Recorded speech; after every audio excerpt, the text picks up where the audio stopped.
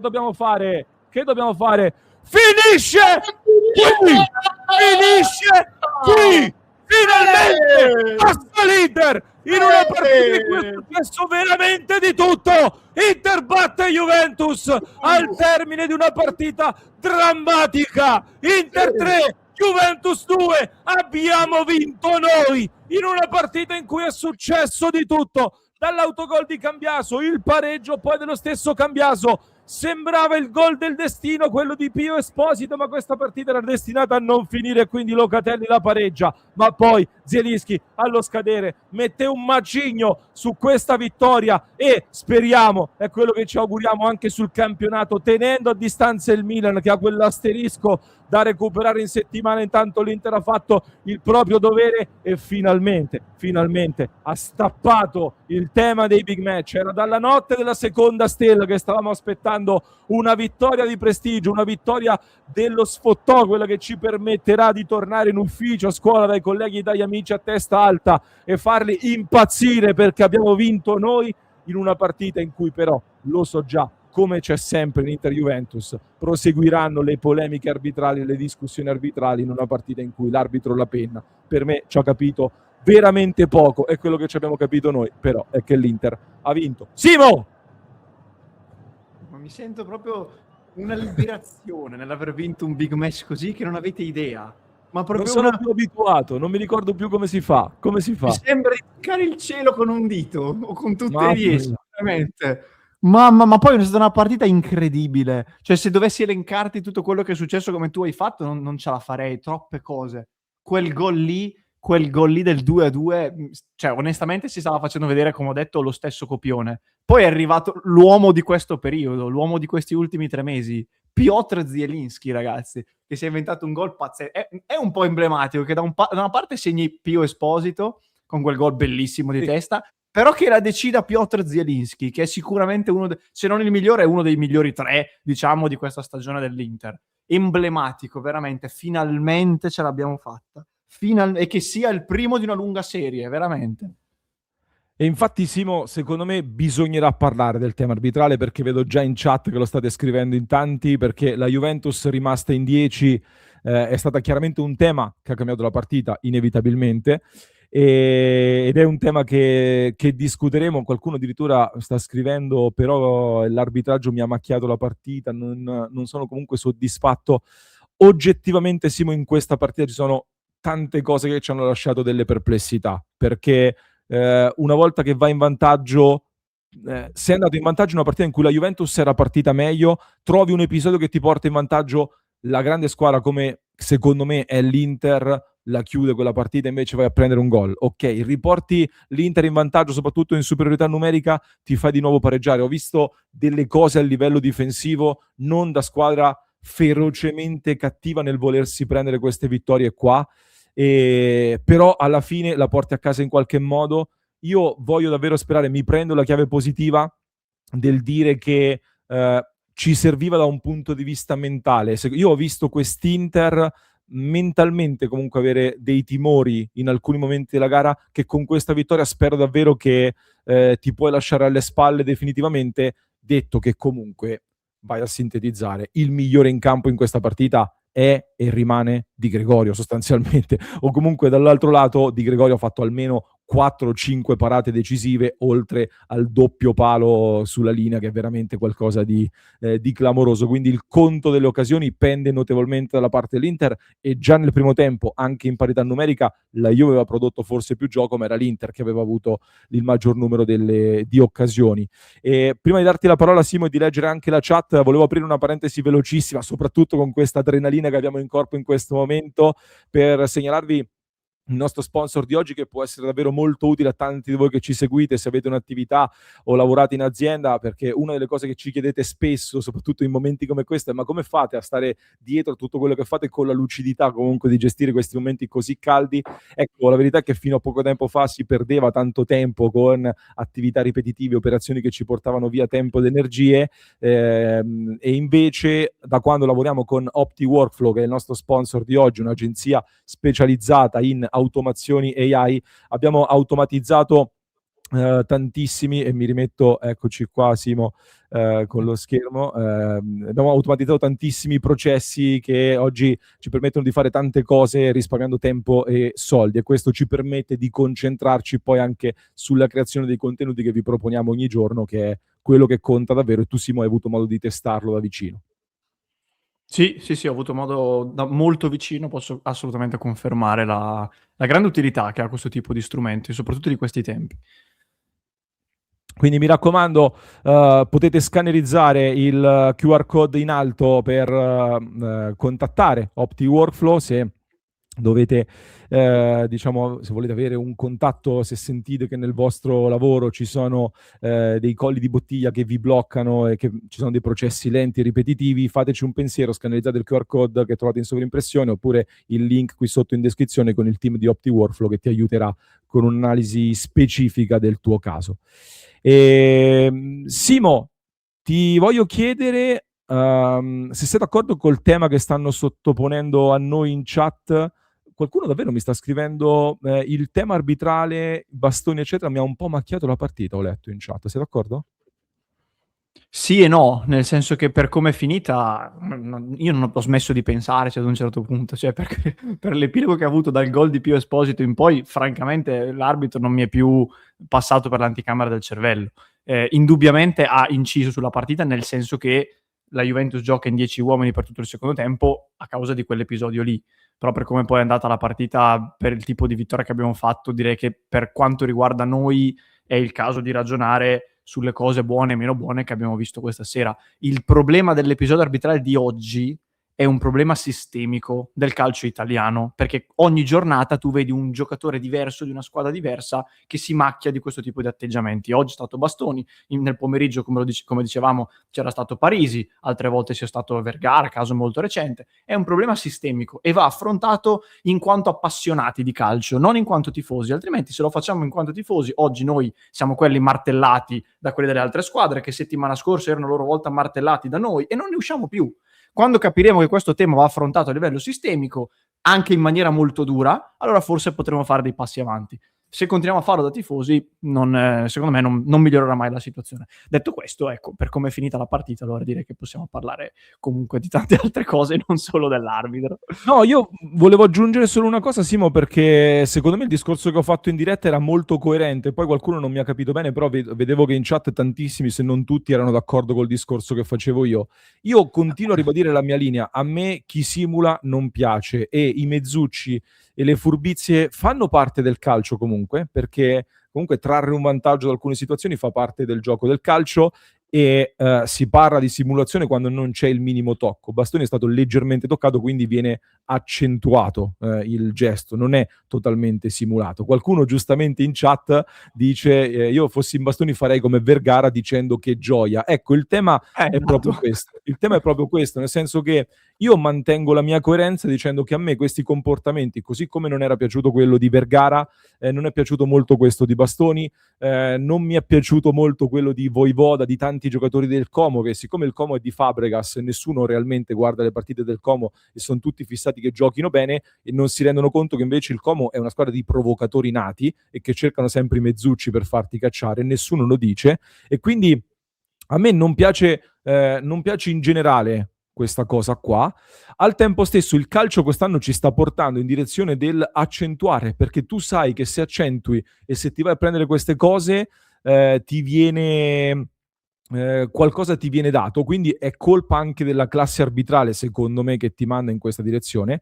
A me la cosa che fa molto arrabbiare, mi dispiace molto, però dopo è esagerare dall'altra parte, perché io già vi anticipo le cose, ragazzi, e su questa cosa noi ci siamo scottati tante volte nel recente passato, e tanti di voi, mi rivolgo a voi, state mettendo la testa sotto la sabbia e state facendo un po' il gioco di loro. Che cosa intendo? Intendo che è giusto dire che Bastoni ha accentuato troppo e questa cosa non ci piace, ma adesso dire adesso serve il pugno di ferro, adesso bisogna intervenire, eccetera, questa cosa mi fa incazzare, e scusatemi il termine, perché sarà l'ennesima volta in cui il pugno di ferro e gli interventi duri verranno chiesti quando ad essere, tra virgolette, favorita è stata l'Inter. E questa è la cosa che a me fa imbestialire, Perché adesso bisogna avere il pugno duro? Perché il protocollo anti-Covid lì era stato cambiato in occasione di Bologna-Inter? Perché alcune cose VAR sono state cambiate dopo degli errori che hanno favorito l'Inter, che hanno scatenato la discussione? Ragazzi, a livello mediatico noi siamo meno potenti di tanti altri, che sono tutti alleati. Oggi nella notte di San Valentino i bianco-rossoneri che stavano amoreggiando saranno stati lì a guardare insieme la cosa, pronti a scatenare il putiferio. Adesso si scatenerà un putiferio per questa cosa e noi non dobbiamo cadere in questo gioco qua. È sempre l'Inter a fare giurisprudenza, fateci caso, quindi non cadiamo anche noi in questo gioco, anche perché il grosso errore in questa serata è che la Penna ha sbagliato tutto. La Penna ha sbagliato tutto. Dopo pochi minuti, sul fallo di Bastoni, che viene ammonito Bastoni, c'era un fallo su Sucic che non ha visto da 2 centimetri, un pestone sul piede di Sucic non è stato visto, così come non è stato visto un tocco di mano, quello era Miretti su Sucic che non l'ha visto nessuno. La mano di Jonathan David da 1 metro non l'ha vista, nemmeno quella, e ha fischiato la mano di Zielinski nel primo tempo. I falli che ha fischiato dopo quell'intervento lì, il tocco di mano di Locatelli in area di rigore, io ragazzi vorrei rivederlo perché anche quello a me sembrava rigore, quindi veramente ha sbagliato tutto, per cui focalizzarsi su quell'episodio lì, facciamo veramente il gioco di chi vuole danneggiare l'Inter a livello mediatico. È stata una partita clamorosamente insufficiente, secondo me, dell'arbitro La Penna. Tornando sul campo, Simo, c'è Lucia che ringraziamo, c'è Carmela che dice sono una vedova di Eriksen, Zielinski mi sta consolando, sei d'accordo Simo? Lo mettiamo tra i migliori in campo insieme a chi? No, mi viene un sorriso naturale perché non so se Carmela ci segue fin dai tempi, ma vedendo dalla maglia potete intuire, anch'io sono una grande vedova di Eriksen e devo dire che Zielinski è il giocatore dell'Inter che più mi fa rivedere certi lampi, quindi mi piace davvero tanto. Questa sera, sicuramente per il tipo di impatto che ha avuto... Lorenzo Complottista, ragionamenti con te? No, sono dati di fatto Paolo, ti porto la storia, tranquillo. Vai Simo. No, dicevo per il tipo di impatto che ha avuto Pio Esposito non posso non metterlo perché poi magari vai a vedere nei numeri, non ha fatto una partita memorabile, però entra in campo 2005, gli metti un pallone sulla testa e te lo metti in porta, ragazzi. C'è poco da fare. Pio Esposito è tantissima roba. Quindi direi loro due. Di Marco fa comunque il suo assist e... È stata una partita dura, in generale è stata una partita molto dura, devo dire, al di là del fatto che eravamo con l'uomo in più. Però Zielinski, ragazzi, lo dicevo in chiusura di cronaca, il fatto che segni proprio Zielinski è la chiusura del cerchio di una fase di stagione in cui Zielinski sta dominando in lungo e in largo sul centrocampo dell'Inter, ma in generale è un giocatore ritrovato, è paradossalmente il miglior acquisto del mercato, che non è un acquisto, però rispetto all'anno scorso è il giocatore in più che l'anno scorso non hai avuto fondamentalmente e che sta facendo maggiormente la differenza, un giocatore enorme. Grazie Angela, troppo contenta, ma è successo di tutto. Grazie Angela. De Pica Pica dice che partita, forza Inter. Grazie mille al nostro Franco Marelli, finalmente una vittoria in uno scontro diretto. Milan a -8, Dimas, Zielinski e Pio di livello mondiale. Forza ragazzi. Grazie Armando. Inter Juve nelle ultime 3 gare è stato un 10-10, è vero, una valanga di gol con queste 2 squadre, ma l'avevamo un po' anticipato. Online scrive incredibile quanto stava rosicando Pardo. Noi dopo lo recupereremo che non l'abbiamo sentita. Fabio, grazie da Chicago, un bianchino a bastoni ne avrà bisogno. Blue Mojo, grazie. Stasera per la cena di San Valentino dovevo vestirmi elegante, ma vestirò la felpa dell'Inter. Fai bene Blue Mojo, oggi con orgoglio, elegante ovviamente, proprio quello. Karim, chi di furto ferisce, di furto perisce. Grandi, grazie Karim, che davvero. Bruckner, grazie, le regole sono regole, fa parte del calcio, piaccia o no, colpa degli arbitri al 100%, espellere senza VAR è assurdo. Ecco, questo di sicuro prepariamoci perché dall'anno prossimo probabilmente in fattispecie del genere il VAR potrà intervenire, probabilmente. Detto che, ripeto, il tocco c'è, quindi non è una cosa totalmente inventata. A me la dinamica è molto ingannevole, nel senso che la dinamica ti porta a pensare al doppio giallo e rosso, però ha ovviamente molto accentuato. Dall'altro lato, Simo, mi è piaciuta la battuta di qualcuno, però purtroppo è vero, anche l'Inter ha giocato in 10, perché comunque Lautaro ha abbastanza ectoplasma, con tra l'altro l'errore sul gol del 2-2, dove non ho visto bene l'azione, qualcuno scriveva che addirittura c'era fallo di Locatelli. Non lo so, fatto sta che Lautaro perde un pallone sanguinoso, la difesa dell'Inter totalmente in bambola. Io ho visto stasera una difesa tra l'inizio del secondo tempo, il gol del 2-2 e alcune cose nel mezzo veramente terrificante. Anche Bissek, che ho visto fare delle uscite, ogni tanto gli si è staccato il joystick probabilmente. Lautaro veramente molto male, Thuram un pochino meglio, soprattutto si è riacceso con quel tiro che stava per trovare il gol in stile derby, e anche Barella l'ho visto un po' in difficoltà. Contando che tornava dall'infortunio ci può pure stare, anche se poi l'impatto che ha avuto Ciala è stato bello solido, anche lui di ritorno da un infortunio.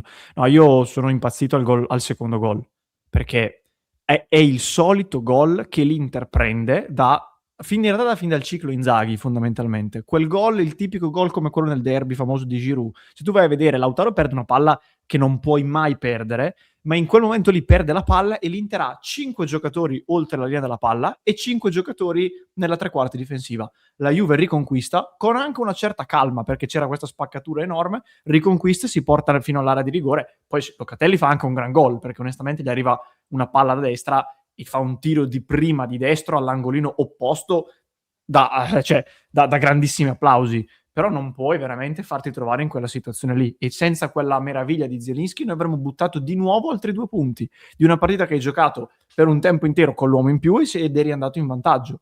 Questa cosa qui bisogna trovare il modo di risolverla, perché non è possibile in vantaggio 2-1 in casa con l'uomo in più farti trovare così scoperti in quella situazione e comunque prendere gol, perché il fatto di farsi trovare scoperti è un problema, ma anche il fatto di prendere gol ogni volta è un problema. Santo Dio, non è possibile. Non è possibile questa cosa qua. Sì, ma per te responsabilità, ho letto dei commenti su Sommer, io sul primo direi Bissek male, perché proprio si è totalmente addormentato, e anche Luis Enrique dormita abbastanza colossale. Il fatto che Bissek abbia paura di farsi autogol secondo me è un aggravante, perché significa che non sei posizionato bene e non hai i piedi del livello a cui stai giocando. Io ci vedo più colpe della difesa che stasera che di Sommer, francamente. Ma no, ma Sommer che colpe ha? Il tiro di Locatelli, ragazzi, fa veramente un gran tiro. Al di là degli errori nostri, è una giocata veramente di altissimo livello quella che fa Locatelli. Sommer si tuffa, si allunga al massimo e non ci arriva. Oggi direi assolutamente Anche no. buone parate, sto vedendo adesso gli highlights pure su Ildiz, stasera Sommer mi è piaciuto. Sì, oggi ha fatto anche delle 2 buone parate, un paio di uscite. Non darei assolutamente colpa a lui, no. Nel primo caso, ripeto, per me parlare di rischio autogol è allucinante. Cioè, siamo fuori dall'area piccola, o meglio, siamo ai confini dell'area piccola. Quindi sei sufficientemente vicino per non poterti permettere di fare un velo, ma sei sufficientemente lontano per non aver paura di farti autogol. Dai, non inventiamoci cose. Lì l'errore primario a livello cronologico è di Bissek. Poi certo, Luis Enrique, che però in parte non si aspetta di vedersi sbucare il pallone davanti, dorme e si fa anticipare da Cambiaso. Ma lì, ragazzi, Bissek deve intervenire. Ma quale difensore con una palla che arriva in quel modo si sposta? Non so, io non ho mai visto i difensori che fa sta roba qua, francamente. Sto pensando se c'è rimasto qualcosa da segnalare. Stasera, ecco, una cosa che magari stiamo commentando un po' anche delle cose da migliorare, non è stata una grande partita oggettivamente da parte dell'Inter, soprattutto nel primo tempo. In parità numerica abbiamo avuto difficoltà, e forse Kivu, ecco, nel momento in cui vai sul 2-1 l'Inter è rimasta sbilanciata con un 3-4-2-1 o ultra offensivo o un 4-2-3-1. Molto variabile comunque, perché l'Inter era totalmente accampata nella metà campo, con Diouf largo a destra, Lautaro, Thuram alle spalle di Pio Esposito. Ecco, nel momento in cui va in vantaggio del 2-1, forse per equilibrare un po' mi aspettavo un centrocampista in più. Lì magari mi è mancato un po', questa scelta da parte di Kivu non mi ha convinto del tutto. E ecco, forse sul primo gol di Gregorio invece, visto che si parla di Sommer, di Gregorio sul primo gol fa un qualcosa di imbarazzante veramente. Se lo fa Sommer, quello gli si chiede l'arresto in tempo reale. Sì. Cosa manca, Simo, da segnalare? Mi sa che abbiamo detto tutto. Sì, mi sembra di sì, stavo pensando anche a altre cose, ma poi si parlerà tantissimo dell'episodio arbitrale, ma avremo tempo di farlo comunque. Mi raccomando, clic sul tasto iscriviti e poi nelle prossime ore arriverà un nuovo approfondimento, perché di questa partita continueremo a parlare un bel po'. Quindi mi raccomando, continuate a portare avanti il nostro hashtag del tirate in porta, perché abbiamo visto stasera cosa succede se tiri in porta, come diceva anche il nostro Simone in diretta, il solito tormentone del tirate in porta lo portiamo avanti, e stasera abbiamo avuto ragione, e ringraziamo Alessio per l'ultima super chat durante la clip. Iscrizione al canale se non l'avete ancora fatto, siamo ad un passo dai 100.000. www.passioneinter.club. Godiamoci questa vittoria, perché con tutto quello che ci è stato derubato fino a qua, una volta ogni tanto una partita polemica, sporca e discussa, ce la meritiamo anche noi, anzi ce la meritiamo comunque perché abbiamo fatto meglio ai punti e non solo. Vi aspettiamo nel club.